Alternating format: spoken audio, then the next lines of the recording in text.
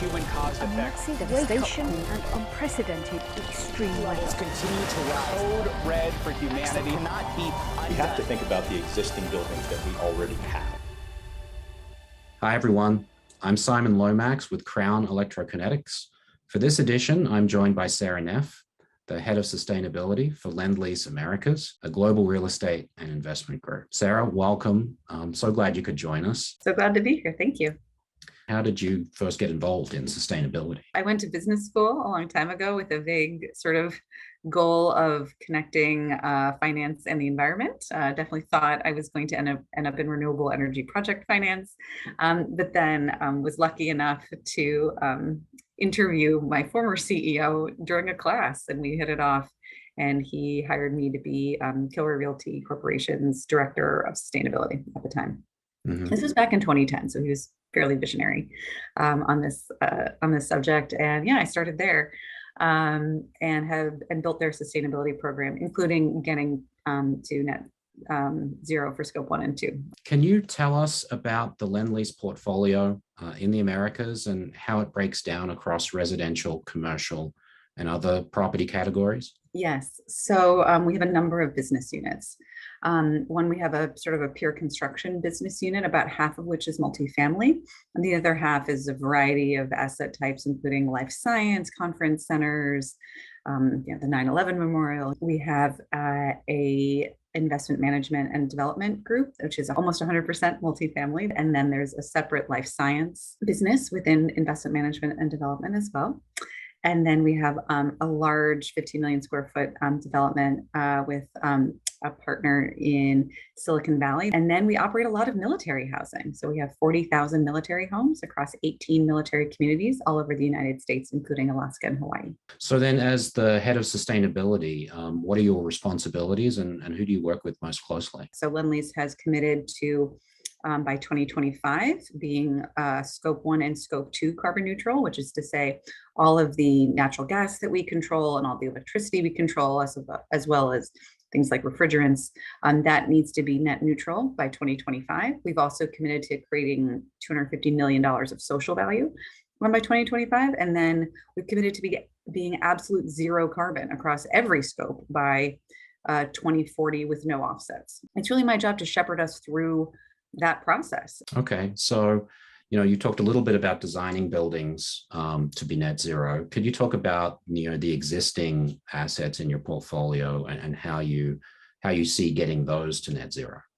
Right. So we are lucky in the sense that the way that Lendlease's business works is that all of the assets that are existing are assets that Lendlease designed ourselves. So their path to carbon neutrality is quite clear.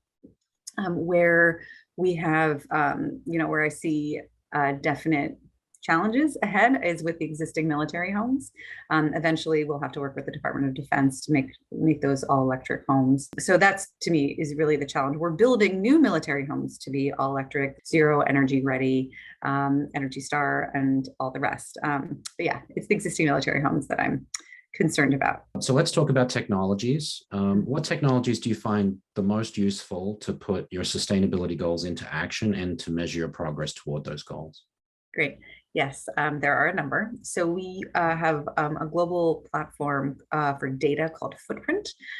So all of the teams, so there's one of me in Singapore and one of me in London and one of me in Sydney. And all of those folks are putting all of their building data into Footprint that allows us to really understand the carbon emissions and the overall energy, water, and waste consumption of the whole portfolio. And so that is a really powerful tool that allows us to, figure out what our scope targets should be and what year and what the carbon budgets or mandates should be. So that's having a global system for understanding data is critically important. On the building side, we do have some smart energy monitoring software. There needs to be some sort of real-time or close to real-time visualization of energy. We work with a company called Enertiv that does a lot of that. And then other technology that I'm excited about are things around renewables that are more efficient, so bifacial solar panels, Geothermal systems are something we're exploring. Vertical solar is something we're exploring. So those technologies that really help you maximize on-site renewables in buildings. So in your experience, have you seen sustainability measures that, while they're of course, good for the environment, they also reduce your operational costs of doing business?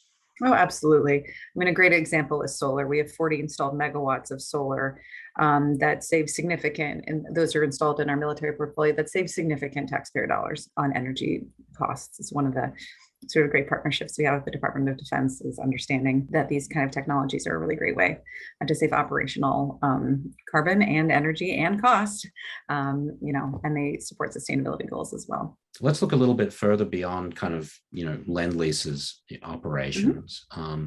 Looking across the entire real estate sector, how would you explain the increase in setting of sustainability goals, and especially those net zero carbon commitments? Absolutely. So I think the world has woken up to the fact that real estate buildings represent 40% of carbon emissions in the US. And that is a lot. And so there needs to be a major focus on decarbonizing the built environment if anybody's going to achieve any of their, if any, country, state, city is going to achieve its carbon targets. And so there has been increasing pressure from many, many stakeholders as a result of that. And I think as, the results of climate change are becoming more real, I'm, beaming in from California, where we deal with a lot of wildfire and drought, exacerbated and increasing because of climate change. And so the investment community has realized that they need to decarbonize the built environment. Ratings agencies, especially around things like climate resilience, have realized that decarbonizing the built environment are important. Regulation, cities are understanding the contribution of buildings to their overall carbon emissions and are legislating accordingly. So there's a lot of different pressures all coming from the need for real estate to decarbonize. And then also the fact that there's a possible pathway. So, real estate companies are achieving already, net zero for scope 1 and 2. It is possible right now. And so I think also because there's a path to achievement, there's sort of not an excuse for staying on the sidelines. Sara, thanks so much for a great discussion, not just about what Lendlease is doing, but what else is happening in the world of commercial real estate and residential real estate and the built environment in general. Looks like that's all we've got time for. So thank you so much. Thank you so much for having me. It's been a pleasure.